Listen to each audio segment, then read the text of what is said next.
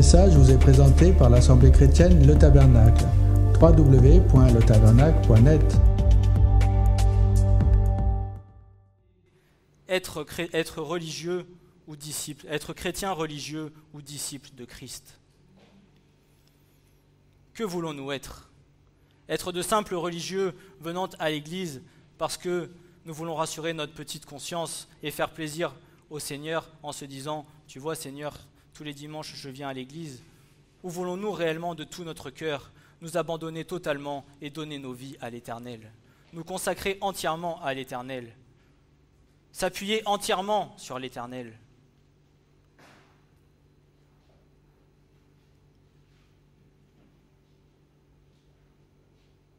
Ainsi en est-il de la différence entre les vierges sages et les vierges folles.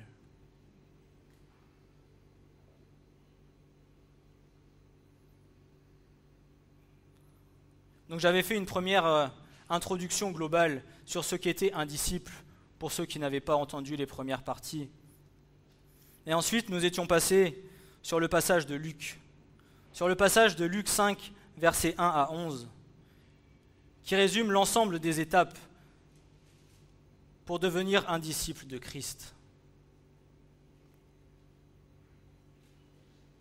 Parce que c'est ce que le Seigneur attend de nous tous. Il n'attend pas des religieux, il n'attend pas des personnes qui vont à l'église, il attend des personnes qui ont un cœur vrai, sincère pour le Seigneur. Amen.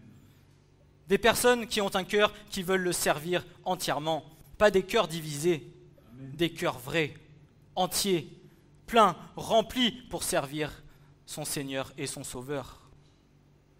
Parce que lui a donné sa vie entière pour toi, il a donné sa vie entière pour moi, il a tout donné, afin que nous puissions être ici présents ce matin pour entendre sa parole de vie.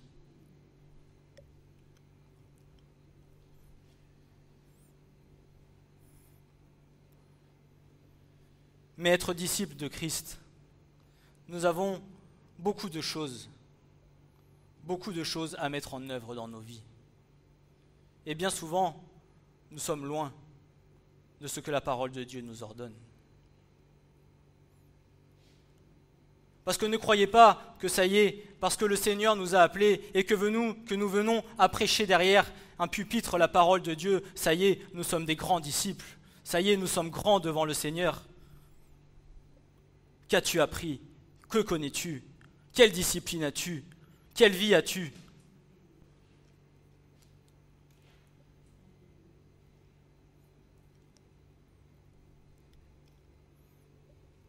Tu peux tromper tes frères et sœurs par ce que tu fais, mais tu ne tromperas pas le Seigneur.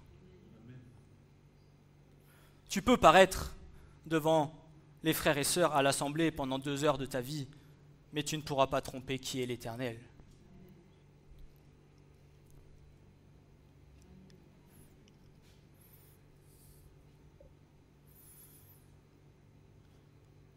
La première chose pour être disciple de Christ, c'est d'être capable d'apprendre. C'est ce que j'avais dit dans le message précédent, être capable de se laisser instruire. Ne pas croire, ça y est, Seigneur, je connais tout, je connais ta parole par cœur, Seigneur, ça y est, je peux me lancer. Crois-moi bien que si dans ton cœur tu n'es pas capable de te laisser enseigner par l'Éternel, alors tu n'iras pas loin. Parce que plus tu connais et moins tu connais. Et plus tu crois connaître, et plus tu enfles d'orgueil.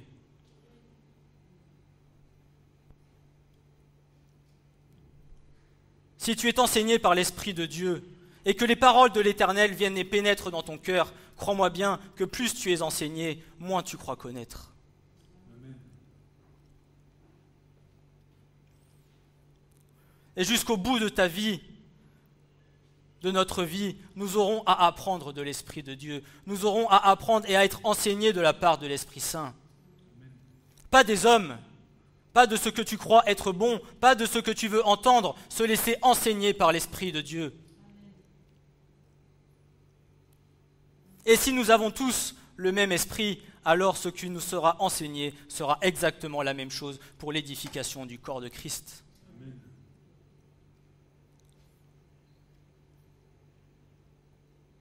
Mais être capable d'apprendre, c'est avoir soif de la parole. Vouloir apprendre, c'est être capable de s'humilier devant Dieu. Vouloir apprendre, c'est vouloir passer du temps devant la parole. C'est vouloir sonder les Écritures. C'est vouloir connaître ce que la parole de Dieu dit. Apprendre.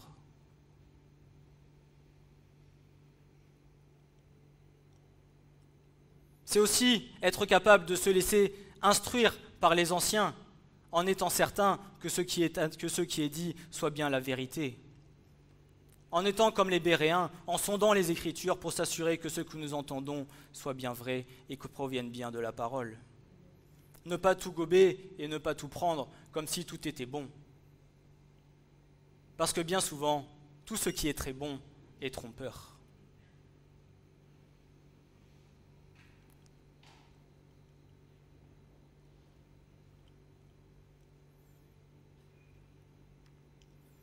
Ensuite, nous avons besoin de comprendre. Pas comprendre par l'intelligence, mais comprendre par l'esprit. Comprendre vient du mot bi'in, qui veut dire discerner, comprendre, considérer, qui signifie apercevoir, percevoir et connaître avec l'esprit. Pas connaître avec ton intelligence. C'est pas parce que tu auras bac plus 15 que tu es capable de comprendre très vite et que tu seras le meilleur des disciples. Croyez-moi bien, il y a des illettrés qui ont fait bien plus grand que des personnes qui ont bac plus 15. Pourquoi ? Parce qu'ils étaient capables d'être soumis à l'Esprit de Dieu et de se laisser conduire pleinement par l'Esprit. Soyez comme des petits-enfants. Laissez-vous enseigner comme des petits-enfants. Ne crois pas connaître, mais sache qu'à chaque fois que tu crois connaître, nous ne connaissons rien.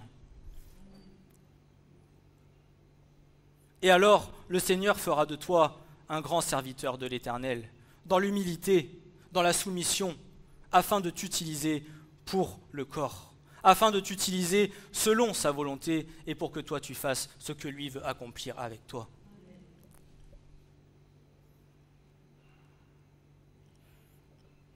Ah, ça y est, Seigneur, je suis derrière un pupitre, je suis un grand disciple de Christ.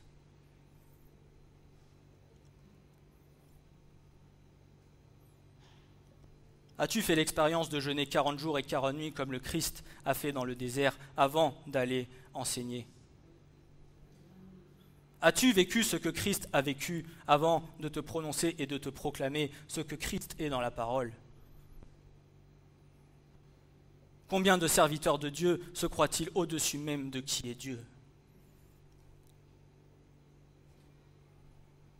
La chair. Vis par l'esprit et fais mourir ta chair. Rends grâce à Dieu pour ce qu'il te donne et ne crois pas que tout ce qu'il te donne, c'est pour toi et pour que tu gonfles. Tout ce que Dieu te donne, c'est pour lui. Uniquement. Et alors, quand tu sauras qu'il te reprendra, alors là, oui, tu lui rendras gloire, tu t'humilieras devant sa face et tu lui diras « Oh mon Dieu, combien tu es grand !»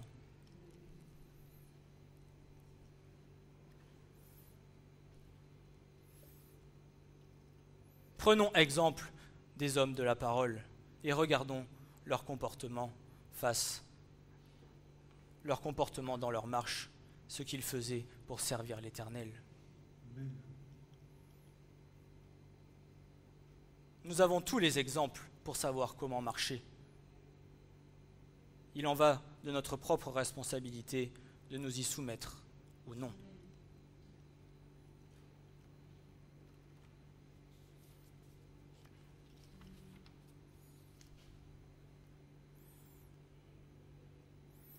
Si nous voulons être les disciples de Jésus, nous devons comprendre qu'il est le Maître et nous ne dirigeons pas le Maître, mais c'est lui qui nous dirige. Autrement dit, ce n'est pas toi, ce n'est pas moi qui dirige ma vie, mais c'est lui qui doit diriger ce que nous avons à faire. C'est lui qui doit nous dire « tu vas faire ci, tu vas faire ça, tu vas là, tu vas faire ça ». Et pas dire « ah tiens, Seigneur, j'ai une idée, je vais monter une église, je vais aller faire ça, Seigneur ». Est-ce que c'est la volonté de Dieu ? Ah tiens, j'ai une idée, je vais aller faire ça pour mon prochain. Est-ce que c'est ce que le Seigneur veut ? se soumettre au maître. Pas par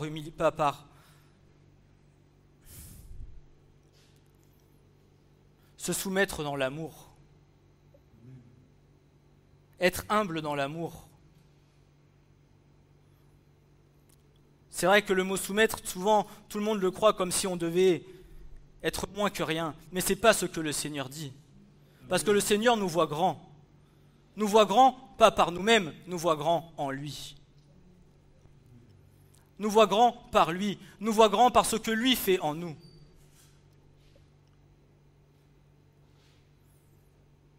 Mais nous ne nous servons pas nous-mêmes, nous servons l'Éternel, notre Dieu. Amen.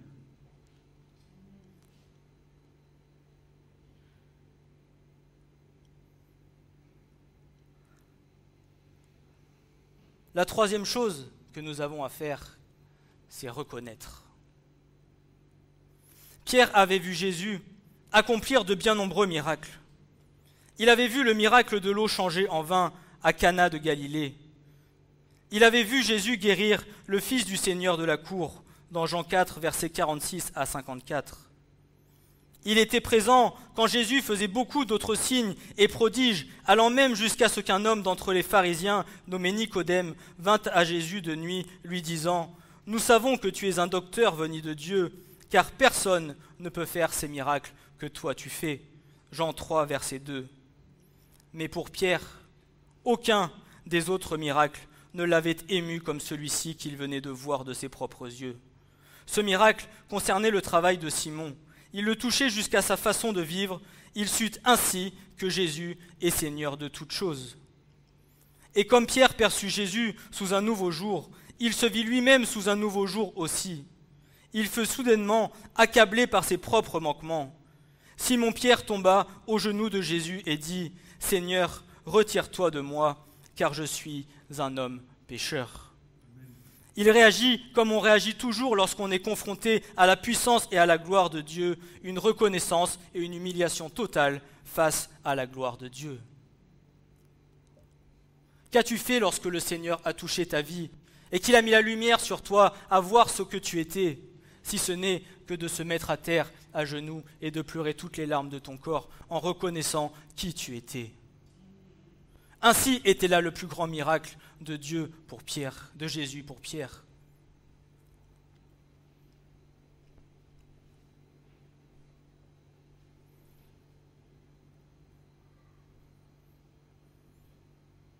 Nous avons été rachetés par le sang de Jésus, par le roi des rois, par le Seigneur des seigneurs. Et après, que venons-nous nous proclamer être quelqu'un ou quelque chose? L'orgueil est le plus grand piège de l'ennemi, et le plus grand piège pour un enfant de Dieu. Et vous savez pourquoi? Parce que entre ne pas être orgueilleux et être orgueilleux, je vais vous dire que le fossé est très étroit. Aujourd'hui, peut-être, as-tu conscience que tu n'es rien et que tu ne vaux rien, autant demain, tu te croiras être grand, être beau et le plus grand serviteur de Dieu. Prions sans cesse dans nos vies, et je vous le dis et je vous mets en garde, prions sans cesse dans nos vies pour que Dieu nous garde de l'orgueil. Tous les jours de ta vie, prie pour que le Seigneur te garde de l'orgueil. Prie, parce qu'aujourd'hui dans ce monde, tout le monde veut être quelqu'un. Mais sauf que dans l'Église, ce n'est pas ce que le Seigneur veut. Ce que le Seigneur veut dans l'Église, c'est être à la tête et que sa gloire resplendisse au milieu du corps et au milieu de son peuple. Pas plus.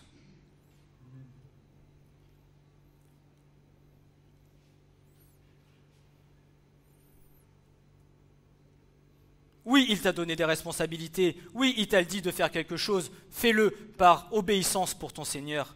Mais c'est lui qui fait en toi et par toi. Amen.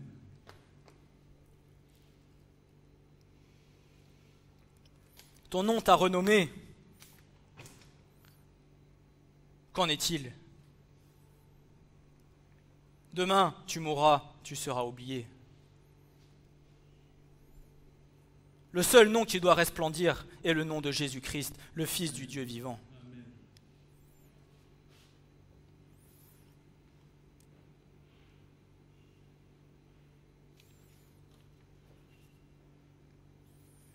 Premièrement, reconnaître qu'il est tout. Remarquez comment Pierre s'adressa à Jésus quand il confessa son péché. Il l'appela Seigneur. Il l'appela Seigneur. Paul dit à celui qui veut être sauvé, « Si tu confesses de ta bouche Jésus comme Seigneur, et que tu crois, quoi, dans ton cœur, et que tu crois dans ton cœur que Jésus l'a ressuscité d'entre les morts, alors tu seras sauvé. Car du cœur on croit à justice, et de la bouche on fait confession à salut. » Romains 10, versets 9 et 10. Ne crois pas seulement par ton intelligence, ne crois pas dans ta tête, ne crois pas parce que tu penses être quelque chose, mais crois dans ton cœur, dans l'humilité, parce que c'est le Seigneur qui t'a révélé ces choses, par le Saint-Esprit. Et je vais vous dire, quand vous venez de nulle part, que ne vous connaissez rien, et que du jour au lendemain, le Seigneur pose sa main sur vous, et qu'il vous fait comprendre qui il est. Et alors que vous croyez de tout votre cœur qui est Jésus-Christ, que vous aimez de tout votre cœur Israël, alors qu'avant vous n'y faisiez même pas allusion, si ce n'est de se dire « purée, là-bas il y a toujours la guerre, on entend toujours parler de guerre ». Mais lorsque le Seigneur vous révèle qui il est, alors le rideau tombe et la lumière resplendit sur toutes ces choses.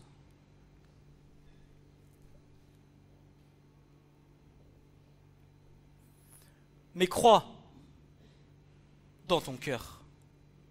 Pas parce qu'on te l'a dit, pas parce que ton père était pasteur, pas parce que si, pas parce que mi, parce que tu as fait une réelle rencontre dans ta vie avec le Seigneur.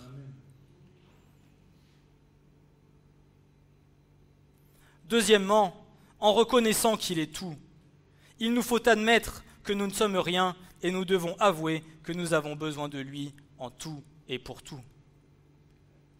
Un homme imbu de lui-même n'accorde pas de place au Seigneur. Jésus ne peut pas utiliser ceux qui disent « Seigneur, regarde comme je suis bon, vois combien je suis intelligent et doué, combien j'ai réussi. J'espère que tu apprécies tout ce que je peux t'accomplir. » Christ peut seulement utiliser ceux qui tombent à ses genoux et reconnaissent leur faiblesse et leur dépendance de lui. Amen, amen. Vous devez peut-être dire « Comment ce publicain qui n'osait même pas lever les yeux vers le ciel ?» Vous devrez être prêt à dire, comme ce publicain qui n'osait même pas lever les yeux vers le ciel, dans Luc 18, verset 13, « Ô Dieu, sois apaisé envers moi, pécheur. » Il est important d'avoir un cœur disposé à reconnaître qui est celui que nous servons chaque jour, mais aussi ce que nous sommes encore dans nos difficultés et nos travers, par lesquels un seul cœur disposé, humble et malléable pourra se laisser transformer par le Saint-Esprit et être formé selon la volonté de Dieu. Amen.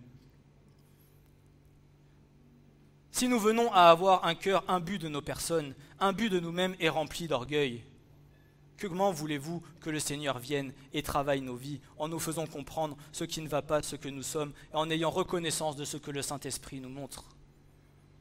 Parce que croyez-moi, le Saint-Esprit ne vient pas toujours nous montrer que des révélations sur sa parole, ne vient pas toujours nous donner des révélations sur qui est Jésus. Parfois, il nous donne des révélations sur qui nous sommes. Mais sommes-nous capables d'accepter ces choses ?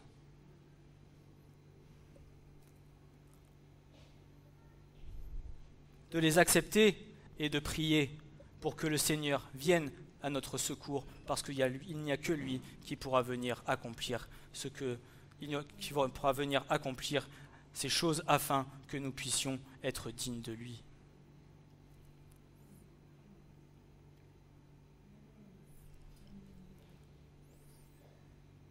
Être des vases vides afin de se laisser remplir de l'Esprit de Dieu et déborder de l'Esprit de Dieu.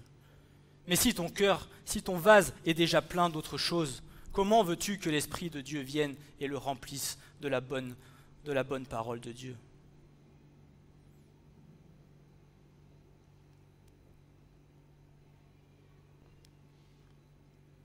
Reconnaître ce que nous sommes. Amen.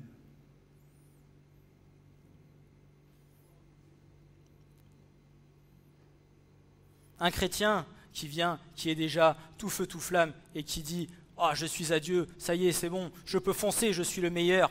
Bam! Il se prend le premier mur qui vient. Reconnaissons ce que nous sommes, et si nous ne le reconnaissons pas, demandons au Seigneur de nous aider.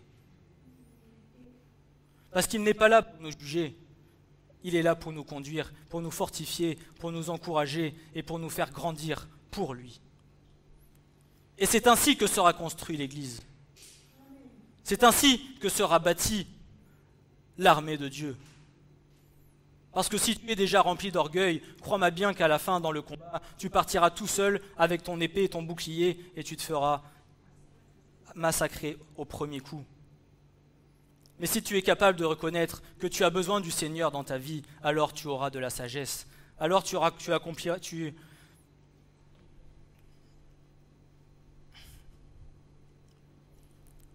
seras rempli de la maîtrise de toi-même et tu te laisseras conduire par ce que le Seigneur veut pour toi.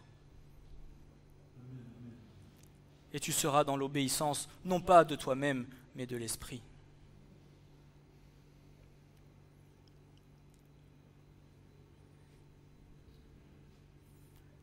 Quatrièmement, changer. Oh, mais Seigneur, pourtant tout va bien dans ma vie. Oh, faut changer, Seigneur. Ah. Eh oui. Et vous savez à quoi on reconnaît un enfant de Dieu? Ah. Mais sauf que tant que ton cœur n'est pas décidé à te laisser travailler par le Seigneur, alors tu ne changes pas et tu ne vois point les fruits de l'Esprit. Mais ce n'est pas toi qui changes, c'est toi qui désires changer et qui demande de l'aide à l'Esprit pour que l'Esprit de Dieu fasse à travers toi. Parce que si tu fais par toi-même, alors ça ne fonctionne pas.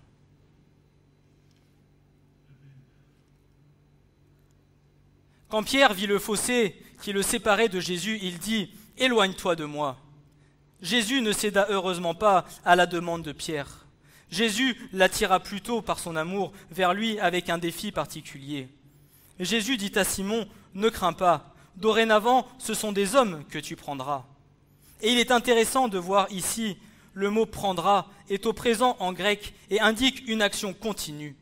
Il ne s'agissait pas d'une mission de quelques jours, mais Simon-Pierre aurait une vocation pour tout le temps qu'il serait ici-bas. De plus, le mot grec « zogréo », traduit par « prendra » dans la version d'Arby, « pêcheur » dans d'autres, signifie littéralement « prendre vivant ». Ses disciples amèneraient des hommes à Jésus qui donneraient la vie au monde par la puissance des paroles qui sortiraient de leur bouche. Jean 6, verset 33. Si tu ne te laisses pas transformer, si tu ne te laisses pas changer, si tu ne te laisses pas nourrir, si tu ne te laisses pas remplir de la parole de Dieu, alors comment veux-tu que les fruits en toi viennent à se développer et à ce que tu puisses être un témoignage vivant de la parole de Dieu sur la terre?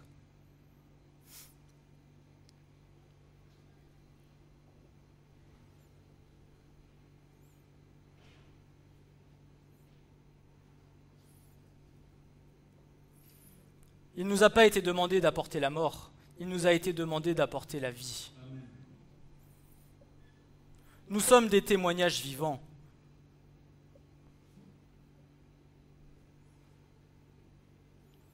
Bien que nous sommes du monde, nous ne faisons pas partie du monde, parce que nous sommes la lumière du monde. Et cette lumière, c'est parce que Christ vit en nous et que Christ resplendit dans nos vies que nous pouvons apporter cette parole de vie et de lumière à notre prochain.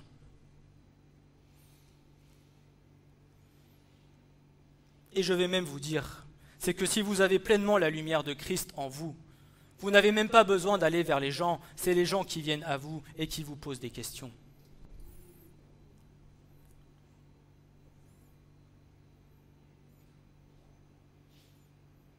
Et je rends gloire au Seigneur pour ces choses. Parce que même si les choses ne se voient pas tout de suite, alors la parole de Dieu est quand même semée et fera son œuvre. Certains sèment, d'autres récoltent, mais gloire à Dieu parce que la parole de Dieu est semée dans le cœur.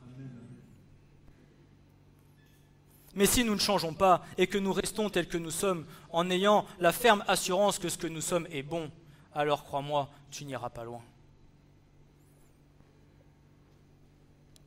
Tu iras peut-être loin dans ce que toi tu veux faire, mais aux yeux du Seigneur, ce sera compliqué d'avancer dans ses plans et dans ses voies. Bien qu'il ne t'abandonnera pas, parce qu'à un moment donné, il te mettra une épreuve qui te fera fléchir le genou pour que tu puisses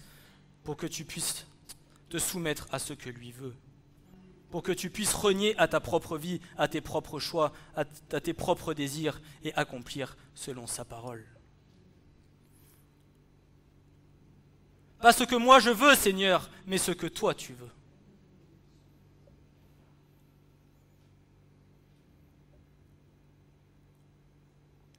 Le défi pour Pierre était de recentrer sa vie.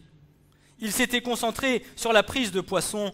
Maintenant, il se consacrerait à prendre des hommes en semant dans le monde la parole de Dieu. Ce à quoi nous sommes aujourd'hui tous destinés à accomplir, selon comment nous sommes guidés par le Saint-Esprit. Chacun de nous avons été choisis, appelés et élus pour être disciples de Christ dans les différents domaines par lesquels nous avons reçu toute capacité venant de lui, afin de pouvoir créer une unité parfaite dans le corps. Amen. Quels que soient nos intérêts ou notre vocation, si nous voulons être disciples de Jésus, nous devons, et ce n'est pas une option, recentrer notre vie sur Yeshua, le Messie d'Israël. Et c'est uniquement quand nous aurons fait cela qu'il y aura un changement de direction et de priorité dans nos vies.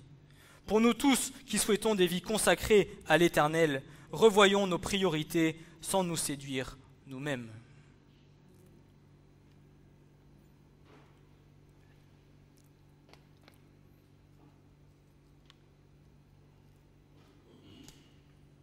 Alors oui, Seigneur, je t'obéis et je décide de changer.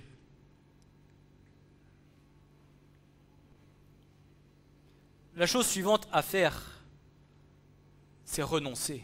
Bon, encore Seigneur, oh mais t'es dur. Non, vous savez pourquoi? Parce que ce à quoi il te demandera de renoncer, il sait qu'à la fin, c'est bon pour ta vie.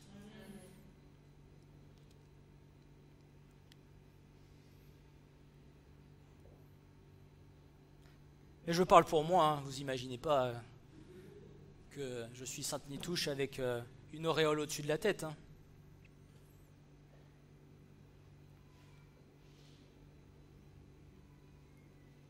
Renoncer. Et je vais vous dire une chose, c'est qu'en ce moment, ma femme le sait, dans le travail, c'est un combat pour moi. De renoncer. D'être capable de dire non. J'ai mon frère qui rigole. Mais je dis les choses telles qu'elles sont. Petit à petit, pas après pas, le Seigneur fera les choses et m'aidera à accomplir ce que je dois faire. Amen. Mais le Seigneur nous demande de renoncer à tout ce qui nous tient liés pour que nous puissions être pleinement libres et que nous puissions être pleinement obéissants à ce que lui désire pour nous. Amen. Parce que tout ce qui est un lien pour nos vies est un frein pour le Seigneur.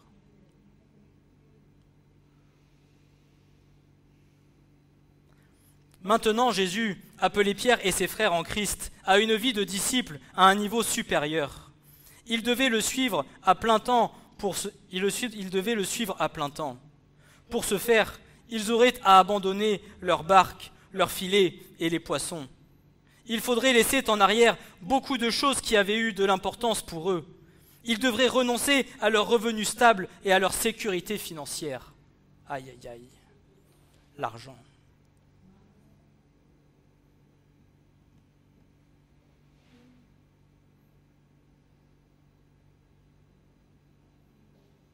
Vous savez, des fois, j'en viens dans ma vie à me dire « Seigneur, donne-moi l'image des priorités de ma vie. » Numéro 1, numéro 2, numéro 3. Et où est placé le Seigneur dans toutes ces choses? Et le Seigneur est vrai, le Seigneur est juste, le Seigneur est bon. Et parfois, on se prend une bonne petite claque. Mais c'est dans ces temps-là qu'il nous faut demander de l'aide au Seigneur afin que lui vienne nous aider à transformer nos vies. Amen.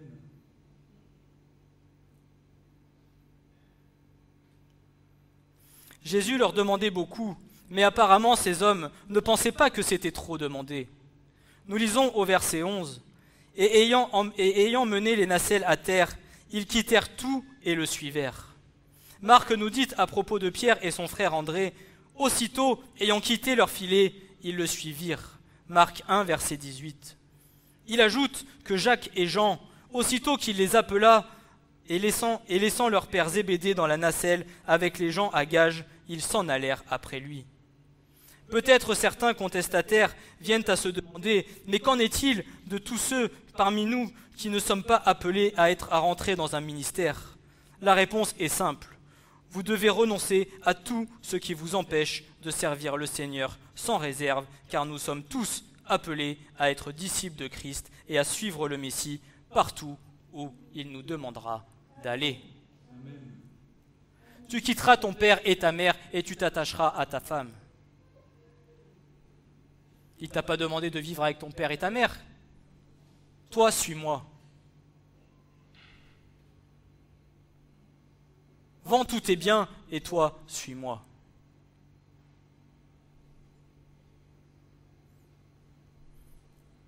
Et une des premières choses qui pour ma vie a été difficile, c'était l'argent. Parce que petit, je n'ai jamais manqué de rien. Et à ma première réunion où je suis rentré ici, j'ai mon frère Francis qui me dit « Du coup, tu fais quoi ?» Alors je lui explique que j'ai été au Canada pour travailler, etc. Et il rigole, il me dit « Et du coup, pourquoi tu veux travailler et avoir de l'argent ?» Je lui dis « Comme ça, au moins, j'en ai de côté sur un compte et si jamais j'ai besoin, je peux en avoir. » Et vous voulez que je vous dise, vous savez combien j'ai aujourd'hui de côté? 0. Et tous les mois, à qui je fais confiance? Au Seigneur. Amen. Et hier soir, j'ai cru que le frigo allait tomber en panne. Et qu'est-ce qu'on a dit? Seigneur, on a pris autorité, on a demandé que le frigo refonctionne, il a refonctionné. Et s'il tombe en panne, le Seigneur pourvoira. Alors tout le monde rigole, mais c'est vrai. Et ce qui m'a permis à quoi? De ne plus être attaché à l'argent, mais d'être attaché premièrement au Seigneur, parce que je sais que c'est par lui, que c'est lui qui pourvoira à tous mes besoins. Renoncer. Renoncer à ce que nous aimons, renoncer à ce que nous voulons, renoncer à nous-mêmes.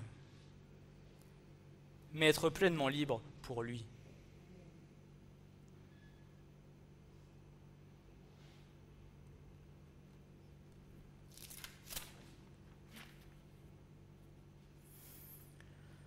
Dieu a toujours eu un modèle qu'il a demandé à son peuple de suivre. Il avait un modèle pour Moïse qui a servi de référence pour la première alliance. Nous pouvons voir dans Exode 12, Dieu a donné à Moïse des instructions précises concernant la célébration de la première Pâque en Égypte, et cette Pâque est devenue un modèle pour que les générations suivantes d'Israël ont suivi. Moïse a également donné les 10 commandements qui devaient servir de modèle et de référence aux futures générations. Dieu lui a également donné les instructions nécessaires pour la construction du tabernacle, qui servait de copie et de projection des réalités célestes et de rédemption que Dieu prévoyait d'accomplir en la personne de Jésus-Christ sur la terre. Il a érigé le tabernacle et tous ses ustensiles avec soin, d'après le modèle que Dieu lui avait établi avec sagesse. Hébreux 8, versets 1 à 5. De même que Dieu avait un modèle pour le tabernacle sous la première alliance, il a un modèle pour son Église sous la nouvelle. Dans les Actes des Apôtres, ce n'est pas eux qui ont décidé de façon arbitrairement comment l'Église devait être organisée, c'était le Père et le Fils par le moyen de ce que le Saint-Esprit a rapporté dans les Évangiles. Les actes, les épîtres et les lettres aux 7 églises qui ont établi le modèle apostolique que l'Église devait suivre. Si l'Église de Christ doit de nouveau expérimenter la plénitude du plan, de la puissance et de la présence de Dieu, elle doit se détourner de ses propres voies et embrasser le modèle tel que Dieu lui a ordonné comme étant la référence divine et permanente pour l'Église. Amen.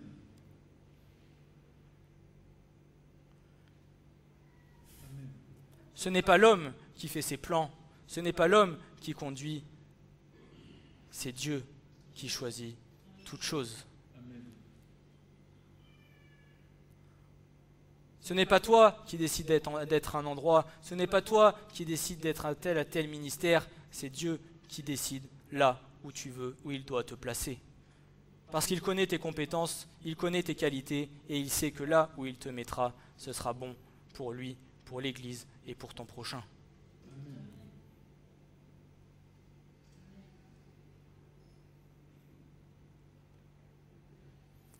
Et je terminerai par ce passage qui résume la globalité de tous les messages qui ont été donnés, qui est 2 Pierre chapitre 3.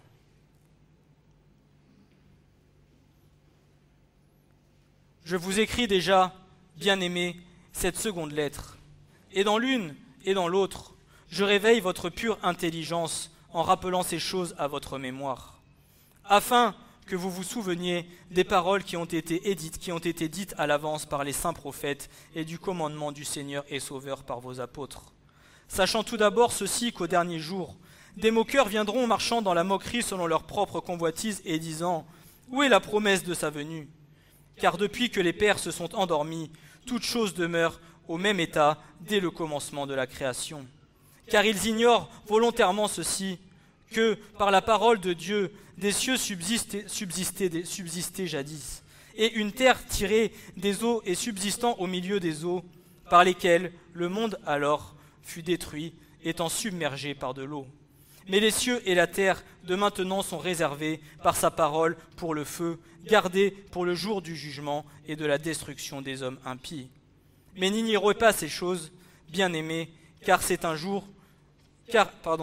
mais n'ignorez pas cette chose, bien-aimés, c'est qu'un jour est devant le Seigneur comme 1000 ans et 1000 ans comme un jour. Le Seigneur ne tarde pas pour ce qui concerne la promesse, comme quelques-uns estiment qu'il y a du retardement.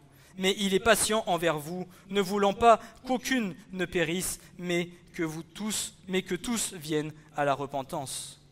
Or, le jour du Seigneur viendra comme un voleur, et dans ce jour-là, les cieux passeront avec un bruit sifflant, et les éléments embrasés sont dissous, et la terre et les œuvres qui sont en elle seront brûlées entièrement. Toutes ces choses devant donc se dissoudre, quel genre devriez-vous être en sainte conduite et en piété, attendant la venue du jour de Dieu, à cause duquel les cieux en feu seront dissous et les éléments embrasés se fondront. Mais selon sa promesse, nous attendons de nouveaux cieux et une nouvelle terre dans lesquelles la justice habite. C'est pourquoi, bien-aimés, en attendant ces choses, étudiez-vous à être trouvés sans tache et irréprochables devant lui, en paix, et estimez que la patience de notre Seigneur est salut, comme notre bien-aimé frère Paul aussi vous a écrit selon la sagesse qui lui a été donnée. Qu'il le fait aussi dans toutes ses lettres, où il parle de ces choses, parmi lesquelles il y en a de difficiles à comprendre, que les ignorants et les mal affermis tordent, comme aussi les autres écritures à leur propre destruction. Vous donc, bien-aimés, sachant ces choses à l'avance, prenez garde, de peur qu'étant entraînés par l'erreur des pervers, vous ne veniez à déchoir de votre propre fermeté. Mais croissez dans la grâce et dans la connaissance de notre Seigneur et Sauveur Jésus-Christ, à lui la gloire, et maintenant et jusqu'au jour d'éternité. Amen. Ce message vous a été présenté par l'Assemblée chrétienne Le Tabernacle. www.letabernacle.net